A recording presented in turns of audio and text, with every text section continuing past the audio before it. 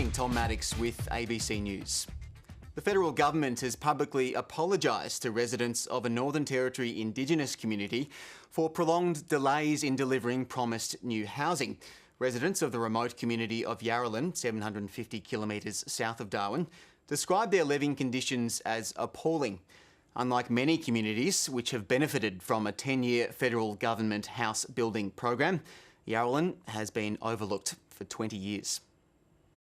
Health Centre receptionist Irene Williams lives in one of Yarralin's overcrowded tin shed houses. There's no inside toilet or sink and the roof leaks. I feel so ashamed of showing you inside, like this is how we have to live. But unlike other remote communities given housing upgrades under a 10-year Northern Territory Commonwealth programme, Yarralin was overlooked. It hasn't had any new houses for 20 years. Teacher Samantha Campbell has 11 people sleeping in 2 bedrooms. So this is my daughter's room. Fiona and Monique, they sleep in here. My eldest one, she sleeps with 2 children in 1 bed. We're in the 21st century now and we're still back in the dark ages.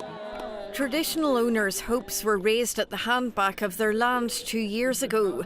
The Federal Indigenous Affairs Minister promised the community 37 new and upgraded houses. The commitment stalled while he pushed for a 99-year lease that would allow private businesses to be established on their land. When they promised us, I thought it was going to happen quick. Government representatives felt Yarralin's anger over the delays when they returned yesterday to renew the housing promise. We feel like we've been insulted and no one here is bothered to apologise to the community. It prompted an unreserved response. I am willing to apologise on behalf of the Australian government for that delay.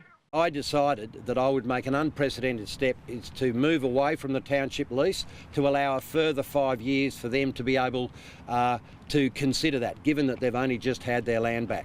So I've released houses. The government's promised to start building houses in Yarralin by October.